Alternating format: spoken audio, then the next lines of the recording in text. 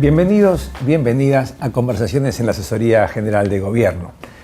En el caso de hoy, como hacemos habitualmente, tratar temas que son complejos y los sacamos de la chatura que la coyuntura a veces le da por la urgencia, que todo se reduce a frases. En este caso, frases como mano dura, gatillo fácil, una bala por delincuente, garantismo, abolicionismo, puerta giratoria. Todo eso atiende a reflexiones o reacciones emotivas, entendibles, pero que no atienden o no permiten discutir un tema tan complejo como la política pública, sobre todo en el ámbito de seguridad. Entonces ahora, con la tranquilidad de las conversaciones, invitamos a Javier Alonso. Muchísimas gracias por tu generosidad, que es subsecretario de Formación y Desarrollo Profesional del Ministerio de Seguridad de la provincia de Buenos Aires. Tiene una formación importante en ciencias sociales, sobre todo en las áreas de ciencias sociales, en el área de educación, precisamente, y además tiene una experiencia no solo aquí en la gestión de la provincia de Buenos Aires, ya con casi 4 años, sino como subsecretario de Planeamiento y Formación del Ministerio de Seguridad en la Nación, entre 2008 y 2015. Así que, bueno, Javier, de vuelta, muchas gracias por acompañarnos. Bueno, gracias por la invitación y la posibilidad de detenernos a reflexionar e intercambiar algunas palabras. Sí, yo creo que es importante porque justamente, ustedes tienen una visión bastante compleja y todo un andamiaje de cuestiones. Y una de las cosas que a mí me gustaría ir charlando con un poquito de tranquilidad es decir, bueno, política pública, complejo. Seguridad, muy complejo. Hay problemas presupuestarios, problemas políticos, problemas de territorio. Digamos, ¿cuáles son los problemas, digamos, o las aristas que guían o que se diseñaron para encarar esta gestión tan compleja? Bueno, primero que la seguridad, nuestra Ley Nacional de Seguridad la define como un Estado de Derecho basado en el derecho, en el que están protegidas y resguardadas la vida, la libertad, los bienes y los derechos de las personas, ¿no? Entonces estamos hablando de un Estado de hecho que se sustenta en el Estado de Derecho. ¿Qué quiere decir esto? Que también la seguridad es el emergente de la convivencia entre los habitantes en el barrio, ¿no? O sea, nosotros tenemos que lograr la seguridad como una construcción social. Cuando alguien decide robarle a un vecino, cuando alguien decide matar a una persona, estamos hablando de ciudadanos que atentan contra los propios ciudadanos. Y difícilmente la policía pueda ser la herramienta que pueda evitar eso, ¿no? O sea, esa instancia de convivencia tiene que ver con un montón de factores sociales, culturales, educativos, económicos, políticos. Lo mismo que con la violencia, ¿no? O sea, nosotros después de la pandemia vemos un incremento de la violencia interpersonal, han crecido homicidios y delitos vinculados a las lesiones. Aproximadamente un 60% de los homicidios se explican entre personas que se conocían antes. Entonces, ahí hay un montón de factores emocionales, sociales, culturales, educativos, que hacen que el mundo de la seguridad tenga que ver con una materialidad que es la humanidad, ¿no? Y ahora que lo decís de esa manera más analítica, me parece que va un poco por ahí.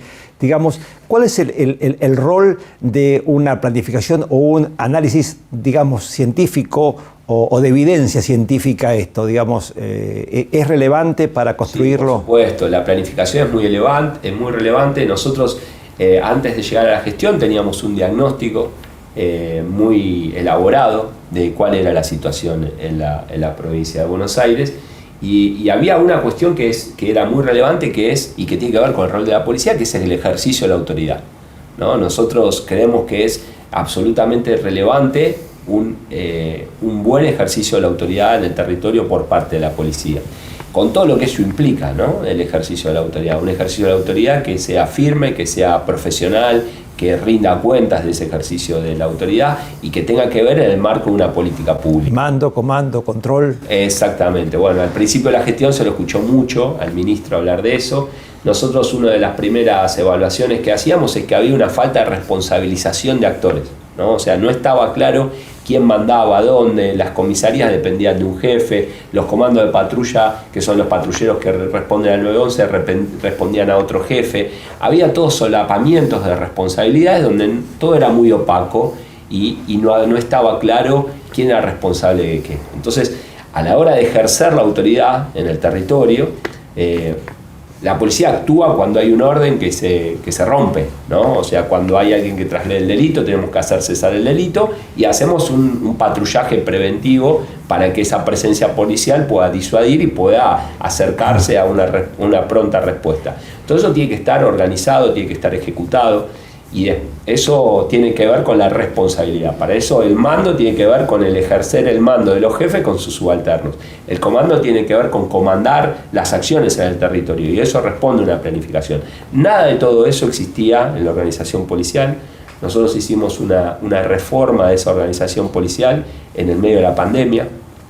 Y lo que hicimos, que también estuvo planificado, que estuvo estudiado, que fue una decisión de nuestro ministro acordada con el gobernador, que fue reformar la organización policial en el nivel municipal, ¿sí? Y que cada elemento policial de prevención que estuviese en el territorio tuviera un jefe de policía en cada municipio. Y a partir de ahí construimos la coordinación con la política local de seguridad, ¿sí? O sea, si nosotros volvemos y decimos que la seguridad surge de una construcción social, de la cohesión social, de cómo se regula la vida en los barrios, ¿sí? Donde ahí es muy importante la convivencia, bueno, necesitamos que cada intendente, que es el que ordena la vida urbana, digamos, pueda desarrollar su plan local de seguridad y que ese plan local de seguridad esté coordinado con un programa de operaciones policiales. Claro, o sea, parte de un sistema y no que sea un rejunte de cosas. Y que entonces en función de una estrategia nosotros pudiéramos coordinar acciones. Entonces tuvimos que reconstruir una cadena de mando, ¿sí? Donde pusimos a todos los elementos policiales dependiente de un jefe de la policía en cada municipio. Ese jefe de policía trabaja paralelamente con las instancias municipales que llevan adelante las acciones que tienen que ver con la urbanización de barrios, con las escuelas seguras, con las políticas de niñez, las políticas hacia la mujer, la prevención de la violencia en la mujer, donde los municipios trabajan muchísimo, ¿no? Entonces, toda esa sinergia local, todo el liderazgo político que tiene el intendente, tiene que estar coordinado con un esfuerzo de lo policial. ¿Sí? Entonces, esa fue una reforma organizacional que hicimos en mayo del 2020, en el marco de la pandemia, que eso nos dio una potencia para poder dar respuesta a ese tipo de lógica. Yo te escuché hablar algunas veces de trazabilidad en cuanto a... Sí. ¿En qué juega en esta organización la trazabilidad de los mandos? Bueno, lo más importante es que nosotros podamos rendir cuenta de lo que hacemos. ¿Sí? Como una transparencia de la gestión social, me refiero, no a lo patrimonial en particular. Está dentro de los principios del uso racional de la fuerza, aprobado por las Naciones Unidas, así como existe un gradualismo, existen diferentes formas de usar la coerción, también tenemos que ser responsables respecto de por qué hacemos lo que hacemos, ¿no? Entonces, y eso también tiene que ver con la responsabilidad. Claro. ¿No? O sea, yo soy responsable de lo que tengo que hacer y entonces eso tiene que ver con una cadena de mando que va brindando apoyo, que va sancionando a quien corresponda, ¿sí? Apoyando a quien corresponda. Entonces esa lógica de la trazabilidad nos permitió armar todo un tablero de control donde también nos permite discutir, porque al coordinar con un municipio, ¿sí? Nosotros tenemos todos los meses reuniones con la Secretaría de Seguridad de los municipios, la jefatura policial que trabaja en ese municipio y el ministerio. Entonces ahí se van evaluando las acciones policiales y vamos tomando decisiones. Pero imagínate que nosotros que estamos en la centralidad del gobierno policial, dialogamos con los municipios que están en cada barrio y a su vez la policía que está caminando en la calle en los diferentes horarios. Entonces, si nosotros no tenemos un sistema de indicadores, una evidencia científica que nos permita tomar decisiones en función de unos resultados y de una estrategia, y en qué medida esa estrategia nos va dando los resultados para que podamos acomodar las cosas. Ahora, yo veo que hay una capilaridad que permite justamente informar a un comando central, un tablero de control que permite diseñar una estrategia y herramientas para seguirlas. Y obviamente, seguramente, factores de ponderación que irán controlando la eficacia. Ahora, frente a eso, tenemos una cuestión, una limitación importante o presupuestaria o de recursos humanos que aún con toda la decisión y aún hasta con dinero hay un tiempo de formación. ¿Cómo viven eso? ¿Cómo fueron conjurando esa cuestión? Bueno, nuestro ministro tiene una frase que para mí es muy rica, que es que una policía sin doctrina es como un cuerpo sin alma, ¿no? O sea, la doctrina es lo que nos da una razón de ser, es cómo debemos hacer las cosas, por qué las debemos hacer, los protocolos, las resoluciones, las técnicas. Es muy profesional el trabajo policial y eso se tiene que apoyar en la doctrina. La policía tenía una doctrina que estaba media llena de polvo en libros donde no se utilizaban, y al no haber una responsabilización de actores, bueno, más o menos daba lo mismo, porque si alguien hacía las cosas bien y alguien hacía las cosas mal, cuanto mucho se evaluaba en un juzgado, ¿no? Si las consecuencias tenían que ver con la vida o la muerte de una persona. Claro, frente a un desborde, bueno, extra exclusión. Alguien paga tal vez alguien paga los platos rotos. Pero claro. no había una lógica de un trabajo científico detrás. Entonces, nosotros fuimos reconstruyendo un liderazgo doctrinario, ¿sí?, que nos permita empezar a dialogar también con los actores políticos provinciales una forma de trabajar, un método. ¿Sí? Un método que tenga que ver con por qué la policía tiene que estar en determinado barrio. Nosotros fuimos una lógica de analizar ya no por municipio, sino por la escala barrial. Hay un barrio que no tiene, el municipio de Avellaneda puede ser muy parecido a Vicente López, pero no tiene nada que ver el municipio de Vicente López con el de Avellaneda, o Moreno con Florencio Varela. Entonces, nosotros tenemos 135 distritos, 100 distritos, por ejemplo, esos 135 tienen una policía rural, 40 son distritos con un peso urbano muy importante, donde se concentran 14 millones de personas, ¿no?, que lo hacen un conglomerado único. Y cada barrio no es lo mismo un barrio con un asentamiento que un barrio con una zona de edificios altos. Entonces, cada uno tiene una lógica, una problemática, una idiosincrasia cultural. Claro, no es lo mismo el arrebatamiento de un centro, qué sé yo, en el centro de La Matanza, que el abigeato. Exactamente. Y a su vez, formas de resolver los conflictos, culturas, de cómo se resuelven los problemas en los barrios, ¿sí? No es lo mismo barrios que están muy urbanizados, donde el Estado tiene una marca importante, que barrios donde surgieron de las tomas y de los asentamientos que se hicieron en determinados lugares. Entonces eso nos va dando una necesidad, una característica del problema. Y lo que nosotros fuimos construyendo fueron formas policiales de dar respuesta a esos problemas. En función de eso fuimos acordando planes y programas ajustados a cada municipio. Nosotros tenemos una lógica que es una política central, una política provincial de seguridad que se contextualiza en cada municipio. ¿Sí? Claro. Es una política provincial contextualizada en cada municipio. La doctrina policial es una. O sea, yo no puedo tener un reglamento para la policía de Loma de Zamora y otro reglamento para la policía de pero en la fase aplicativa sí se adecua a la circunstancia específica de esa zona. Porque además no es lo mismo una zona donde el Estado municipal tiene una fuerte presencia, donde tiene una interacción con los vecinos, donde se hace cargo de los problemas, donde otros municipios que por ahí no tienen esa presencia del territorio.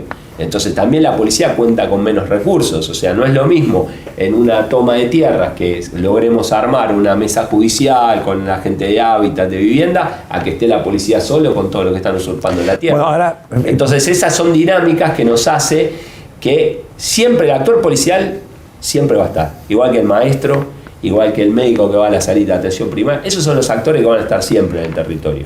Después podemos tener más organización del Estado, más presencia, más estrategia del Estado o menos estrategia.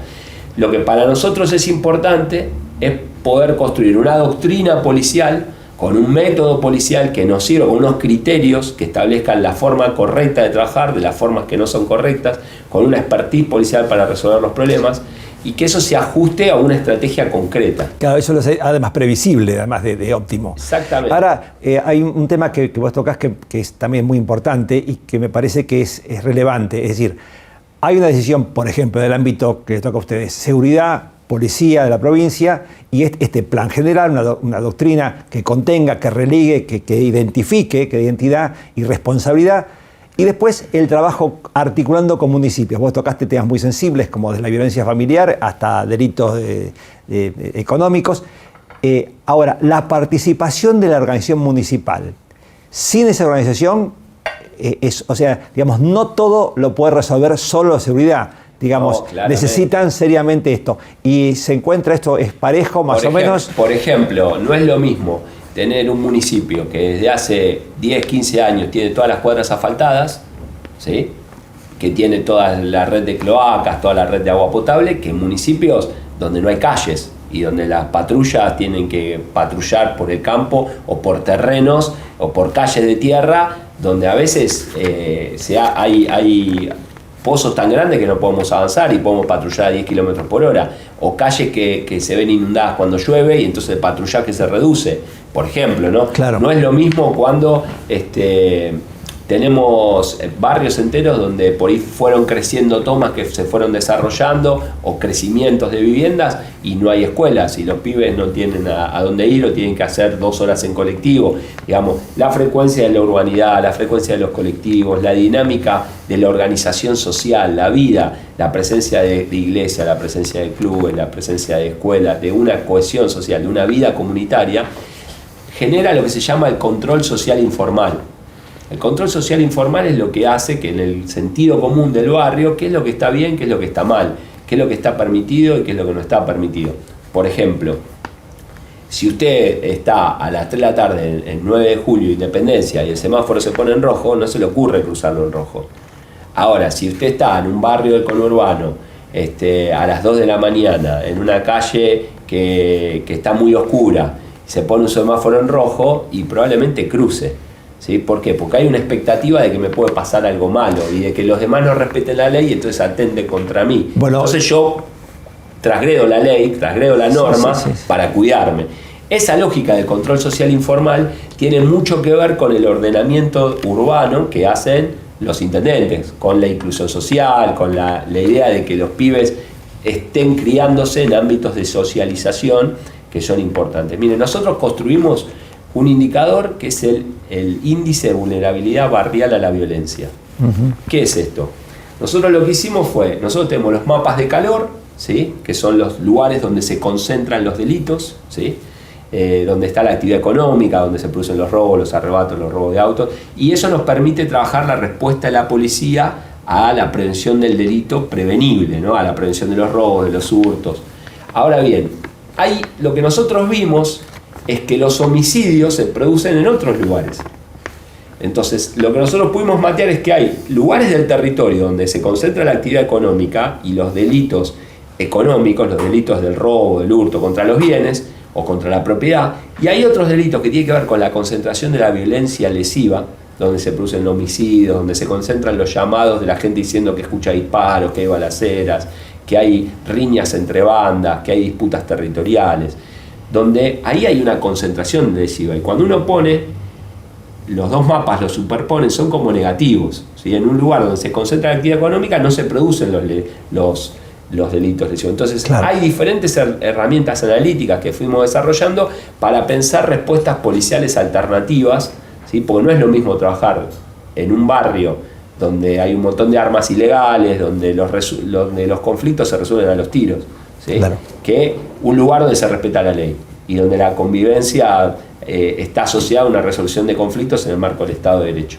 Entonces, sí, lo que nos propusimos fue construir una policía, que nuestro ministro lo destaca bastante, que tiene la capacidad de controlar el territorio, ¿sí? O sea, no puede ser que haya un metro cuadrado de la provincia de Buenos Aires donde nuestra policía no puede entrar. Eso es lo que a veces yo he escuchado que ustedes hablan de la reserva estratégica. Bueno, claro, hay una reserva estratégica que tiene que ver con que cuando nosotros llegamos todos los elementos policiales estaban comprometidos. O sea, si nosotros teníamos un problema, teníamos que desatender algo para cubrir ese problema que teníamos.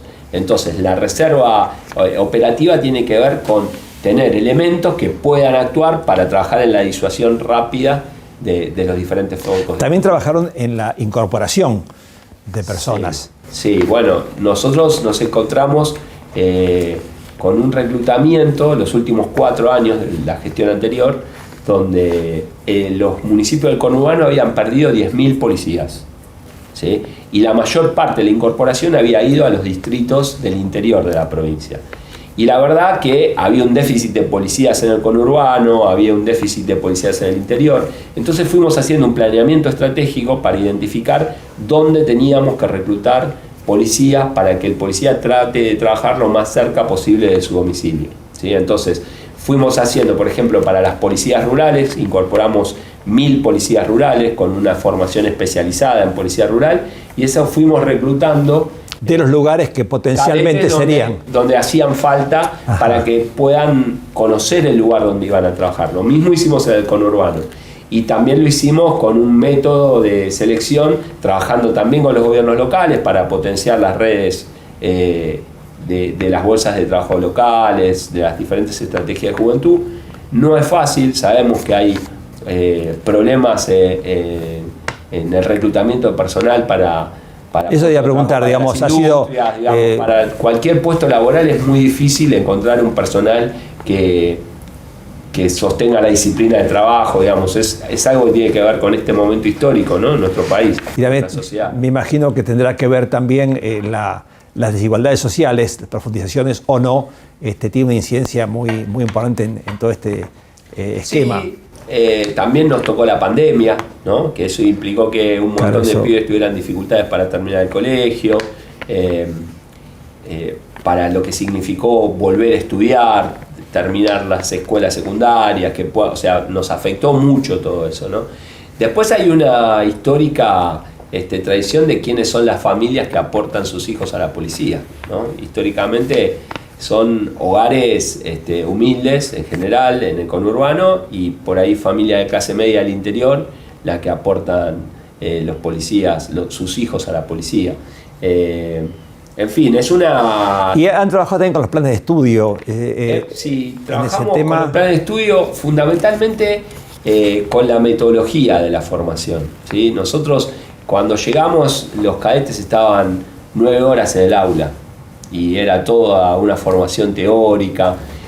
Nosotros que llevamos adelante una reforma que ya habíamos realizado cuando estábamos en las fuerzas federales, a cargo también de ese tema, y allí fue muy importante el trabajo que se hizo, porque nosotros trabajamos una formación teórica, trabajamos una formación en educación física para la actividad policial, porque la actividad policial requiere una preparación física importante. Un policía tiene que poder actuar más parecido a un tenista que a un maratonista o a un futbolista, digamos. No necesitamos una actividad de resistencia, necesitamos explosión en la actividad policial, ¿no? Alguien que esté atento, que tenga la capacidad de concentrarse, de estar vigilante a lo que esté pasando, y de repente tiene que salir y actuar rápido. Claro. Entonces hay toda una actividad de educación física que está preparada con deportólogos. Es más, hay un montón de ejercicios que se hicieron, que lo fuimos elaborando con el CENAR, con la mecánica. Eso. Sí, hay un equipo de deportólogos de educación física que hacen un trabajo muy interesante. En función de eso son los ejercicios que se hacen también en los centros de reentrenamiento. Pero no me quiero ir al reentrenamiento. Dentro de la formación cambiamos la formación física, cambiamos la defensa policial, desarrollamos un manual de capacitación para la defensa personal con 3 o 4 técnicas básicas.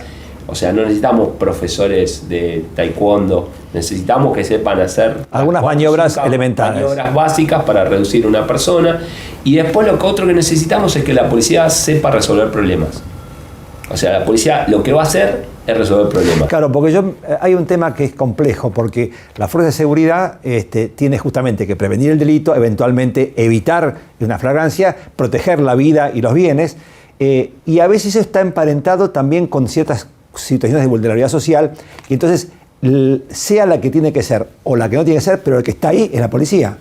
Sí, por eso es importante que sepa tomar decisiones, primero que sepa percibir bien lo que está pasando. Claro, diagnosticar. ¿Qué es esto? El arco de percepción lo llamamos nosotros, ¿no? Hay un arco de percepción, no es lo mismo la percepción de lo que está pasando de día que de noche, con luz, sin luz, con lluvia, ¿no? Saber leer lo que sucede. Saber leer lo que está pasando. Ese saber leer lo que está pasando, después tenemos que identificar si hay una conducta tipificada como delito o no.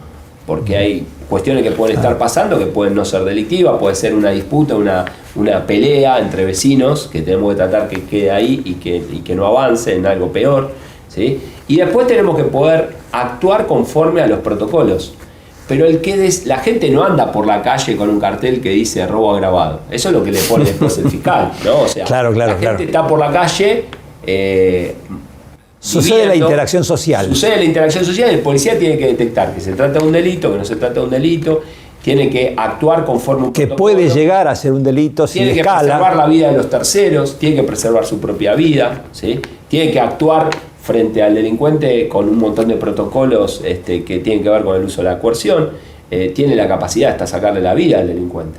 Y el que va a rendir cuenta de lo que hizo es él ante un juez. Claro. ¿Sí? porque así está armado el sistema jurídico argentino.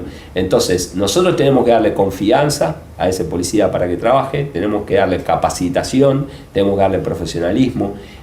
Primero tiene que conocer, tiene que aprender a percibir, tiene que aprender a analizar y tiene que planificar la acción. Todo eso en 30 segundos, que es un montón de tiempo, 30 segundos.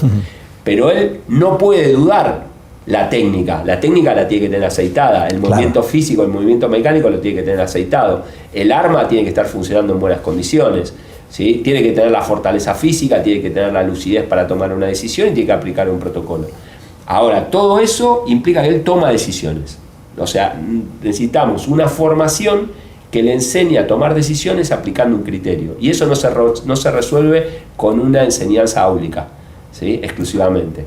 Tiene que haber una enseñanza áulica, tiene que haber un entrenamiento físico, tiene que haber un entrenamiento técnico y tiene que haber una formación en competencias, que significa que él se le presentan situaciones y él, en el marco de estrés, en el marco de unos vecinos que lo están insultando, gente que por ahí está ebria o está drogada, le están agrediendo a él, le están agrediendo a la situación, él tiene que, apoyado por sus compañeros, tomar decisiones, comunicar, modular. Es un trabajo muy interesante. O sea, estaba pensando, sí, que se debe trabajar bastante entonces con el sostén emocional. Porque, digamos, uno de afuera todos somos expertos, lo digo por mí, no por vos, que vos sos experto en serio, pero digamos que uno ve y de pronto, como es muy simple, pero hay que estar siendo insultado, escupido, agredido, con razón, sin razón, digamos, ¿cómo trabajan ese tema? A la otra fase que son los tiempos de la formación. Nosotros dividimos esto en 3 grandes periodos. Hay 9 meses de formación en la escuela, ¿sí? Donde se pone en juego lo áulico, lo físico, la formación que nosotros llamamos la práctica profesionalizante, donde ellos tienen que resolver el problema y tienen que, adelante de sus instructores, se simulan situaciones como una obra de teatro, que el único que no conoce el guión es el policía que llega y se encuentra con una situación. Es como una broma pesada. Exactamente, y él tiene que poder resolver situaciones. Todo eso se hace en el marco de una escuela. Cuando termina eso, los que aprueban pasan a la práctica en el operativo Sol, ¿sí? Que son 3 meses donde ellos van acompañados por personal que está a cargo de ellos y que van a trabajar a la costa en el marco del operativo Sol ya como policías, con su arma provista. Allí el arma la usan solo cuando están de servicio, están en general acantonados, ¿sí? Tienen un seguimiento, una tutoría de eso y están en lugares que no son expuestos a lugares de... Que en principio eso no va a llegar a explotar. Exactamente. Una vez que pasan esa etapa, van a trabajar a una fuerza, a un cuerpo especial donde trabajan siempre en grupo, no están solos. Y ahí, dentro de ese grupo, trabajan en grupos de 8 o de 10, ¿sí? Y hay cada 2 sin experiencia y 6 que tienen experiencia, ¿sí? Entonces ellos se van insertando, se van amalgamando, van construyendo la práctica, sobre todo en el escenario, mirando cómo los otros actúan. Con vínculos de confianza y de práctica. Y no cometen errores que por ahí, como novatos, estando solos, y empiezan a apropiarse de esas técnicas. La verdad que eso es lo que nos permite que los jóvenes no estén solos y tengan un periodo de contención. Asimismo, cuando uno mira todas las estadísticas de asuntos internos por abuso de autoridad, por sanciones, por violencia institucional, en general todo eso pasa con las jerarquías más bajas, ¿no? O sea, hoy los principales problemas que tenemos en el ejercicio profesional de la autoridad se da en las jerarquías más bajas, que tiene que ver con lo que significa el poder de tener un arma, de ser policía. Y bueno, hay todo un esquema de acompañamiento que se va haciendo, pero ese pibe se va a la casa, se va a laburar, se va con el arma a la casa y bueno, algunos hacen las cosas bien, otros hacen las cosas mal, ¿no? Sí, sí, claro. Hay un trabajo de seguimiento, de acompañamiento y después en paralelo tenemos los centros de entrenamiento, las escuelas de tiro. Cuando nosotros llegamos no se practicaba, hoy todos los meses toda la policía tira 20 disparos, ¿sí? Más o menos estamos usando 1.100.000 municiones por mes para que entrenen. Eso le da una confianza, mantiene viva una memoria muscular, un ejercicio, pero además son charlas que se dan, cada mes hay una charla diferente sobre cómo utilizar el arma, lo que se puede hacer, lo que no se puede hacer, y cada vez que yo voy a la prueba de tiro hay un armero que revisa el arma, que les hace limpiar el arma. Nosotros sacamos, en lo que va de la gestión, 12.000 armas que estaban deterioradas. Claro. que podrían haberse trabado, que podrían haber explotado y podrían haber lesionado a él cuando disparaba. Entonces, vos me decís la planificación. Planificación es esto, digamos, ¿no? O sea, nosotros tenemos un equipo de doctrina que va viendo lo que está pasando en la calle y va ajustando protocolos a situaciones que no estaban previstas. Todo ese tipo de situaciones se plasman en el centro de entrenamiento. Hay una plataforma virtual donde ellos tienen tutoriales, tienen videos, tienen un montón de charlas, muchas audiovisuales, hay otras escritas, y después hay otra parte que se da en los cursos de entrenamiento, que son 2 días, 2 veces por año, donde ellos ahí también tienen entrevistas con psicólogos grupales, tienen entrevistas con los profesores de educación física. Los profesores de educación física les dan ejercicios que pueden hacer en su casa, que tienen que ver con mantener un estilo de vida saludable. O sea que este proceso de, digamos, de relanzamiento o de reeducación cultural tiene un periodo, va dando frutos, digamos, pero ¿en qué tiempo más o menos? ¿En qué esquema lo ves desde que subieron hasta ahora esta responsabilidad?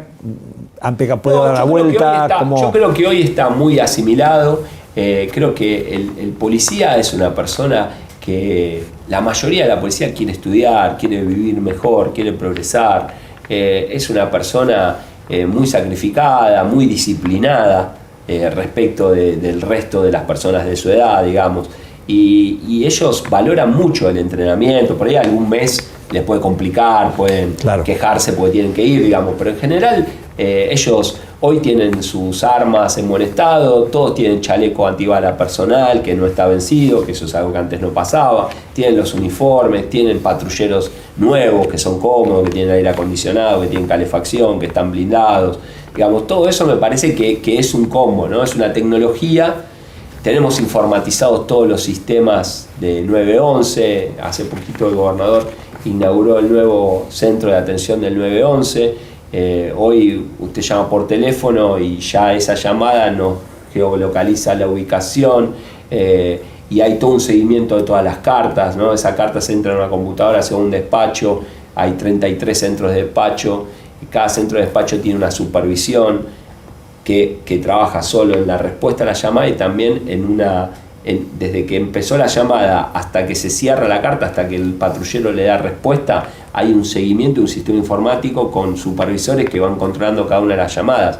Tenemos 25.000 llamadas por día, ¿sí? Claro. Con toda esa información de las llamadas hay un sistema informático que nos construye indicadores, que nos va explicando qué delitos ocurren. Y retroalimentan las estrategias futuras. Exactamente, todo eso está todo digitalizado. Por eso digo, hay un método, ese método tiene que ver con tecnología, con la interfase con la operación policial, porque podemos tener mucha tecnología, pero hay que aplicarla. Hasta la operatividad no sirve para nada. Y tenemos doctrina para organizar la respuesta, y después nuestro gobernador, cuando nosotros llegamos, había creado una universidad provincial, Juan Bucetich, y nuestro gobernador quiso que eso tenga una impronta que vaya mucho más allá de la policía. Y entonces hoy desde la universidad nosotros estamos formando con calidad universitaria a la policía, pero además estamos formando a todos los empleados de la Secretaría de Seguridad de todos los municipios. Porque esa unidad doctrinaria tiene que llegar también a las personas que trabajan en los centros de monitoreo mirando las cámaras, a las guardias comunales, a los cuerpos de tránsito, a diferentes problemáticas vinculadas, por ejemplo, a las habilitaciones de negocio, de comercio, diferentes cuestiones que por ahí hay mercados ilegales que se cruzan con eso. Entonces tenemos también toda una parte para las administraciones municipales que tiene que ver con algunos... Y los conductores en la formación, ¿verdad? Exactamente. Eso entonces, entiendo. Tenemos que poder construir lo que se llama una unidad doctrinaria, ¿sí? Hay algunos ejemplos, mucho se discutió sobre, y hay una atención sobre la municipalización de la seguridad y la municipalización de la policía, ¿no? Sí, eso te iba a preguntar justamente, porque cuando hablas que sobre el plan general en cada municipio situado, sobre la realidad específica, se trabaja. Y la colaboración y en esto de la... Bueno, pero ¿quién es el que maneja el territorio? Bueno, generan tensiones. Hay diferentes cuestiones, ¿no? Tuvimos la experiencia de las policías locales, tenemos intendentes que tienen una vocación muy fuerte por la seguridad, fundamentalmente porque tienen que dar respuesta a los vecinos y porque construyen un liderazgo político a partir de ese compromiso con los vecinos por protegerlos y por cuidarlos, que es legítimo eso, ¿no? Ahora, el punto es hasta dónde llega el límite de eso, ¿no? Entonces yo creo que nosotros fuimos construyendo un equilibrio con esto de poder construir una descentralización, con este jefe de policía que pusimos en cada municipio, ¿no? Ese jefe departamental se llama, que tiene que responder al jefe de la policía, que tiene un programa, pero ese jefe de policía departamental tiene una mesa de operaciones. O sea, hemos descentralizado por primera vez en la provincia de Buenos Aires, cuando llegamos nosotros, descentralizamos la mesa de operaciones policiales. Es decir, que el jefe departamental tiene la capacidad de tomar la decisión sobre las operaciones policiales. Antes todas las operaciones de todos los municipios se definían en La Plata. Claro. Hoy eso se ha descentralizado. Y eso lo que pero descentralizado, pero dentro de un esquema general. Dentro de un esquema provincial. Claro. ¿Sí?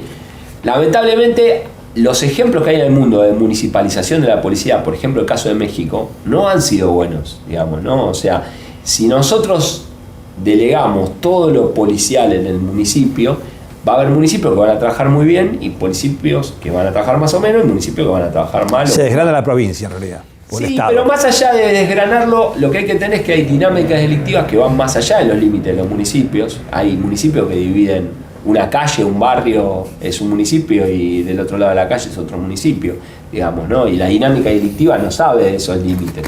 Entonces, hoy la policía tiene el Departamento de Asuntos Internos, que es de nivel provincial y que es el que controla y sanciona a los policías que cometen acciones que están fuera de la ley.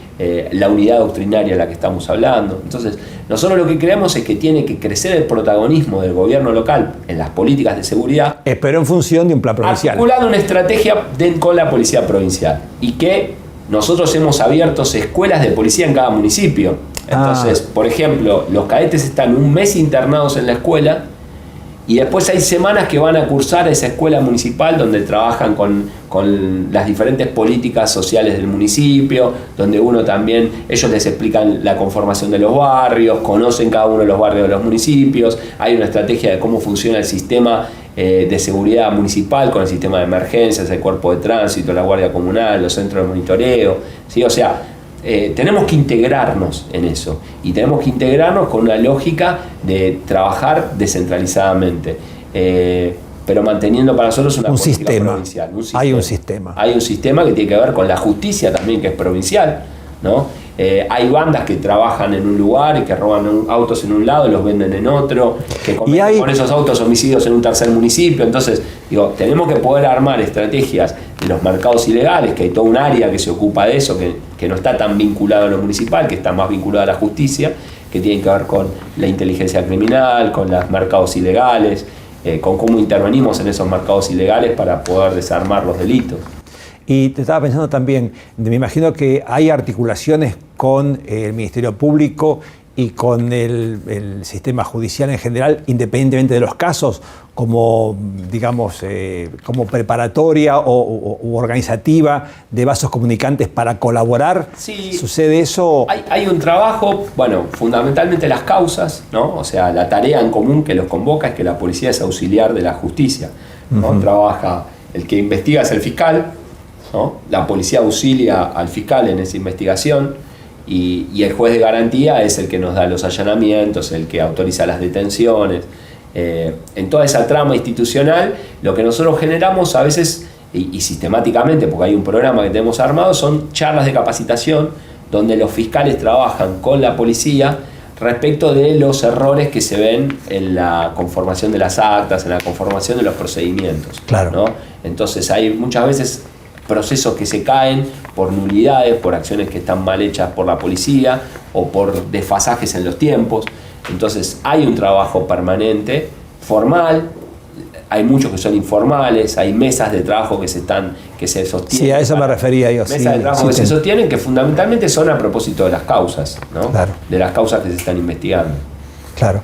Bueno, es decir, que hay esto venía un poquito a cuento del sentido de por qué te invitamos y agradecemos esta participación, porque a veces cuando uno ve lo que es el trabajo concreto y la complejidad, estas tantas aristas y tantos planos que se dan en la espesura real del terreno, digamos que ahí no se discute si esto es garantista, esto es finalista, esto es causalista, discusiones teóricas. La realidad es más compleja y esa discusión es más para, a lo mejor, para la tribuna, como se dice, ¿no? Yo no lo sé, porque también eso depende mucho de los funcionarios que estén al frente, ¿no? Nosotros tenemos el equipo que conduce el doctor Berni, que yo tengo el honor de integrar. Nos preocupa las preocupaciones de la gente, ¿no? O sea, la verdad que estamos muy encima donde pasan las cosas. Tenemos un equipo territorial donde cada municipio tiene un referente del ministerio que está presente en las cuestiones graves, que está presente en las reuniones de coordinación, en las reuniones de planificación de acciones, de evaluación de acciones. Hay veces donde uno tiene que decidir porque vemos que hay un funcionario policial que no está funcionando, digamos, ¿no? Claro. Que no está trabajando como se debe, a veces están cansados, a veces hay problemas personales que los afectan, es muy sacrificada toda esa vida, ¿no? Hay veces que hay una persona que quisimos probar y no funcionó. Entonces, todo eso se construye a partir de un trabajo permanente. En ese trabajo permanente uno ve los problemas de convivencia que tiene la humanidad y en esa nuestra sociedad, nuestra comunidad, el barrio, y nosotros tenemos que intervenir en esos problemas de convivencia. Y la verdad que ahí la vida, si bien por supuesto que todos tenemos una carga ideológica, pero por ejemplo, nosotros estamos detectando cada vez más pibes de 12, 13 años que cometen hechos ilícitos con armas de fuego, ¿sí? Y nosotros los recibimos en las comisarías, nos comunicamos con el fiscal sin hablar con ellos muchas veces nos dicen devuélvaselo a los padres.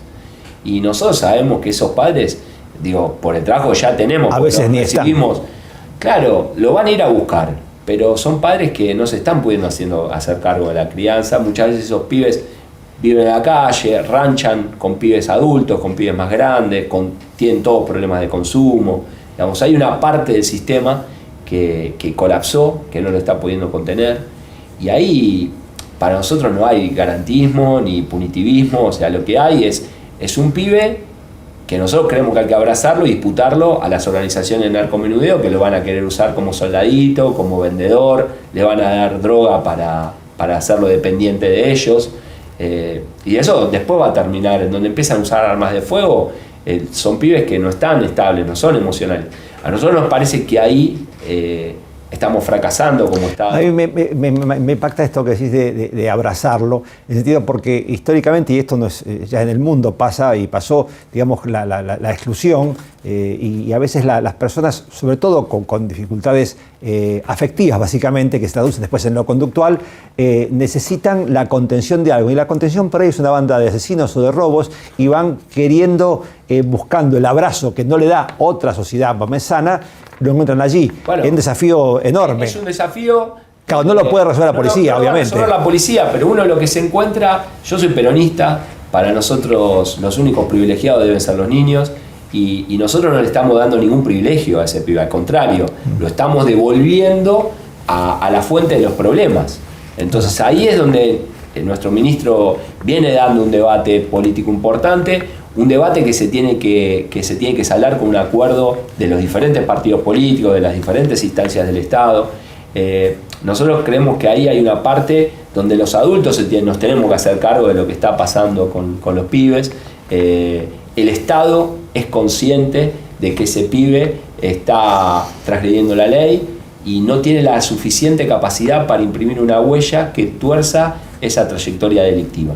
Que es una trayectoria que siempre empieza siendo amateur, pero esa trayectoria amateur con armas de fuego, vinculada con un pibe de 12, 13 años, con un pibe de 18, de 20, 22, claro, consumiendo, nada de todo eso es sano para el pibe. Si el Estado no interviene ejerciendo la coerción, pues nada de todo eso va a ser voluntario, evidentemente, ¿no? Claro, entonces, claro. Una coerción que no estamos diciendo que tiene que ser un tratamiento igual al de los adultos, no estamos hablando de una cárcel, estamos hablando de un tratamiento específico para los pibes.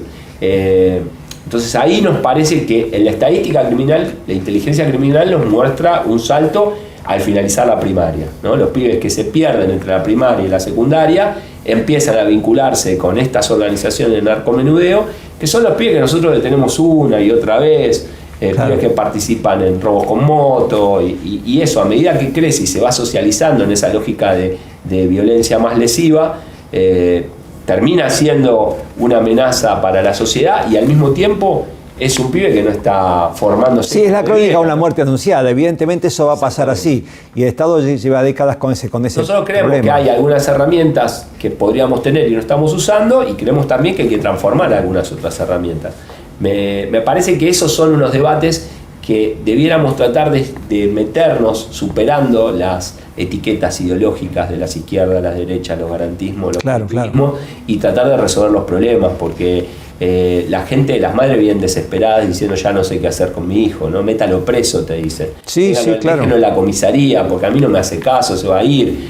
Y la policía lidia todo eso, o sea, la policía todo el tiempo está resolviendo esos problemas y muchas veces es el único actor del Estado que está presente para resolver eso. Claro, y obviamente, por mejor buena voluntad o planificación, desborda, porque no es la policía que puede resolver eso.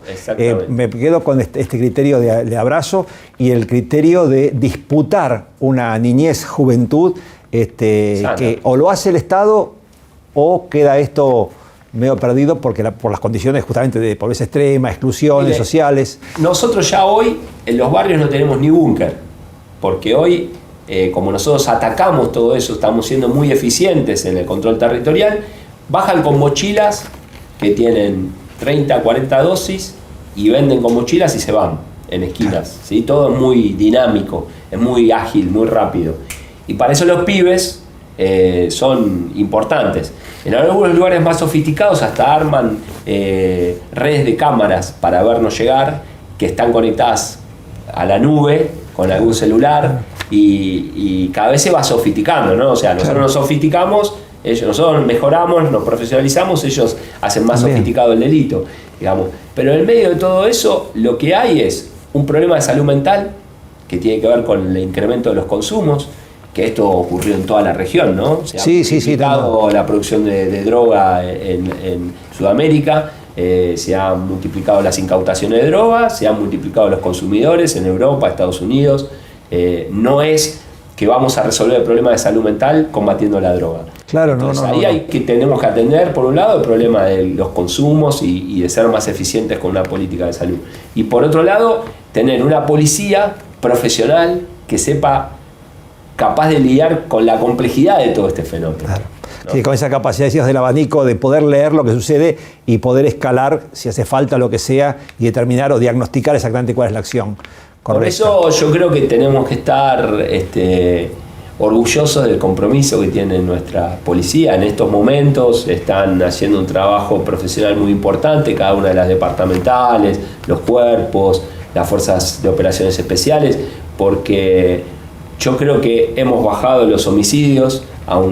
El año pasado, en 2022, se produjeron 750 homicidios, que por supuesto cada homicidio es una tragedia, ¿no? Y no deja de ser una estadística, pero eso da cuenta de un trabajo policial, ¿no? Tenemos hoy un 15% menos de llamadas al 911 de lo que ocurría hace 4 años, los delitos los mantenemos un 10% debajo de los valores anteriores a la pandemia. Digamos, eso hay un compromiso de la policía. O sea, están viendo que ese esfuerzo está rindiendo su fruto. Sí, yo creo que hay un esfuerzo que impacta, que tiene que ver con un compromiso del personal policial y que se corresponde con la terrible inversión que hizo nuestra provincia, ¿no? Sí, una decisión política, obviamente, claro, porque solo con teoría. Pasamos de tener, en el conurbano hay 1.100 áreas de patrullaje, lo que comúnmente se conoce como cuadrícula. Cuando nosotros llegamos, esas 1.100 cuadrículas estaban con 790 patrulleros, de los cuales un 25% estaban destrozados.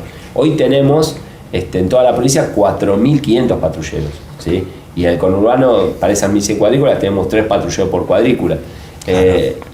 Son 0 kilómetros, camionetas, no autos, camionetas blindadas. Entonces, eso impacta, más la incorporación tecnológica, más la reforma profesional que hicimos, más todo el sistema estadístico que nos permite hacer ese trabajo. Y un trabajo que no discrimina para el municipio por el color político, porque trabajamos igual con los municipios que son oficialistas que con los municipios que son con la oposición. Fíjate que no hubo ningún reclamo en ese sentido y tenemos una estrategia coordinada y programada con cada uno de los municipios Me parece que eso es lo que ha dado resultado. Simplemente una cosa que me quedé pensando o que no quería dejar de recordar, en la cuestión del ciberdelito. Hace poco hicieron un operativo muy interesante más allá de la provincia de Buenos Aires, ¿no es cierto? Es un tema de bandas que operan como... A medida que vayan creciendo las billeteras electrónicas, fíjate que hoy vos mirás la televisión, nuestro querido Banco Provincia con la cuenta DNI, ¿no? O sea, ya no hay plata física, ¿no? Tenemos unas promociones bárbaras en las carnicerías, sábados y domingos con 30% de descuento, que hay filas en la calle, lo mismo. Claro, y eso todo lo bueno a un lado. Compra con el celular. Pero ahí te aparece el nuevo delito. Y te pensando, si voy a esto. Que te hackean la cuenta, que te hackean el teléfono. Entonces, también nosotros estamos haciendo crecer toda esa área de policía, porque eso significa otro perfil también. O sea, ya no es policía de calle, que sabe manejar la situación. Lo traigo porque cómo se va complejizando y las aristas son inabarcables. O aparte, y eso yo te diría que en el interior de la provincia el principal problema es el ciberdelito. Hoy el principal problema es el ciberdelito. Los hackeos de las cuentas, los hackeos de los sistemas de seguridad de empresas, ¿sí? Donde vos tenés cámaras que controlan un montón de situaciones y que controlan las medidas de seguridad, que si eso lo hackean vos tenés problemas. Entonces todo eso está creciendo muy rápidamente. A medida que crezcan todas la circulación digital del dinero, va a crecer el ciberdelito. Más todo lo que tiene que ver con las venganzas también, los ataques interpersonales. Muchos se juegan hoy con los scratches que se hacen con los videos prohibidos, las agresiones sexuales que se filman y que se suben a las redes. Digamos, ahí hay toda una cuestión también que tiene que ver con esa venganza interpersonal que se juega también en las redes sociales. Entonces, ahí hay todo un crecimiento de toda esa área con muchos pibes jóvenes que ya son nativos de las redes, claro. que entran a la policía y que los detectamos en las escuelas. Mira, ahora están haciendo el curso 46 jóvenes que van a tripular los 10 drones que compramos a China para patrullar toda la provincia de Buenos Aires, sobre todo las áreas rurales. Son aviones que miden 5 metros por 3,5 y que somos los primeros que tenemos esto en América Latina. La ANAC tuvo que hacer los cursos con nosotros para tener instructores y tener vedores que aprueben a nuestros pilotos, porque no existía esa categoría en nuestra Argentina. Tuvimos que crear todo un marco normativo, tuvimos que crear un montón de cuestiones, y ahora ellos están entrenando con los proveedores que están acá para aprender a volarlo, para aprender a hacer todo ese trabajo, y es como si estuvieran jugando a una consola de juego, ¿no? Porque ellos están con un joystick están haciendo prevención jugando con un joystick, digamos. Manejando un bicho importante que vale cientos de miles de dólares. Pero con esos 10 drones nosotros vamos a poder en tiempo real tener la capacidad de sobrevolar sobre todo el espacio rural. Eso equivale a cuántos patrulleros de Sí, ¿no? Y además eso te sirve para hacer inteligencia criminal, porque eso vuela 3.000, 3.500 metros de altura y con cámaras muy precisas. Registra la cara de cada una de las personas que están, digamos. Es todo un software que se va a trabajar junto con los fiscales, ¿no? O sea, no solo es la prevención, sino también puede servir para un montón de medidas de investigación judicial. Bueno, la verdad que quedaría hablando sobre todo horas con este tema, pero creo que por lo menos abrimos una pequeña ventanita, es decir, bueno, la espesura y la complejidad de esto que no se puede reducir a frases de ocasión, oportunistas o electorales. Es un tema denso, es un tema espeso, que tiene que ver con la precariedad que tiene, con la precariedad y la potencialidad que tiene nuestro conurbano, ¿no?